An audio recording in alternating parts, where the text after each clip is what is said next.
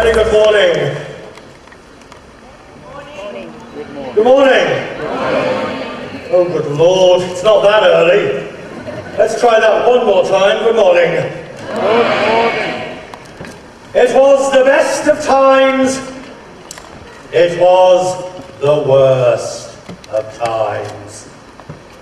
We might easily say, oh my goodness gracious me, we might easily say that those words apply today here in South Africa.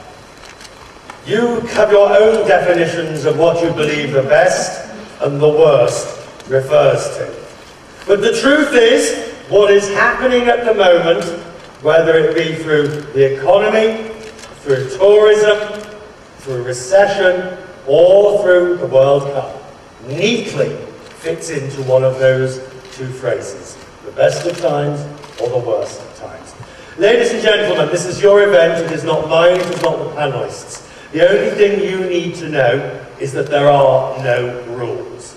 You may ask any questions that you like, and I assure you I have been given absolutely no instructions about any areas that are off limits. Because if any of you have any doubt about that, I give you my personal word. If anyone had told me I could not ask a particular question, I would not be standing here in front of you today.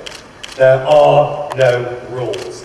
But it's a useful start for us, I believe, to set out where we're going, because only by knowing where we're going do we stand some chance of getting there. It's tough out there.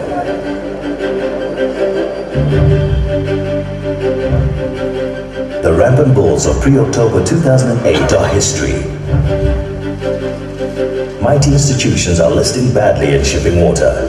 This is the new era of the bailout and credit crunch. It's the big slump nobody needed. And yet, the world's two richest clubs, Man United and Real Madrid, show no sign of bailouts or credit crunches. In football, all eyes are still looking south, to the tip of the African continent.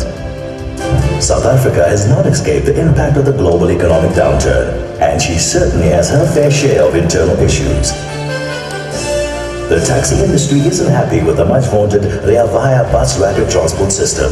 Thousands of miners stand to lose their jobs as the global demand for minerals decreases. Unemployment figures are still rising sharply. Crime still challenges the beloved country. And shocking global events bring issues of security right home. And yet, South Africa remains one of the world's safest destinations for touring sportsmen. South Africans are proud of their ability to come out on top when the going gets tough. Fortunately, the South African government has been prudent in its spending and doesn't have a large fiscal debt hanging over from previous years. South African banks too are strong thanks to tough regulation and controls and have not been exposed to the current meltdown in the global banking system. The government's infrastructure plans are on track to deliver the country's new power stations and road, rail and port upgrades by 2012. And then there's the fast approaching 2009 FIFA Confederations Cup in South Africa this June, featuring the mighty Brazil, Italy and Spain. All champion footballing nations, with the USA, the Pharaohs of Egypt, Iraq and New Zealand, all winners of their respective federations. And the fast-evolving Bafana Bafana also looking to ignite football fans across Africa. And just around the corner, the gigantic bonanza, the 2010 FIFA World Cup. And the eternal allure of the gleaming Jules Rimet Trophy. The first phase of ticket sales for the 2010 FIFA World Cup ended in March with over 1.6 million ticket applications from 205 countries.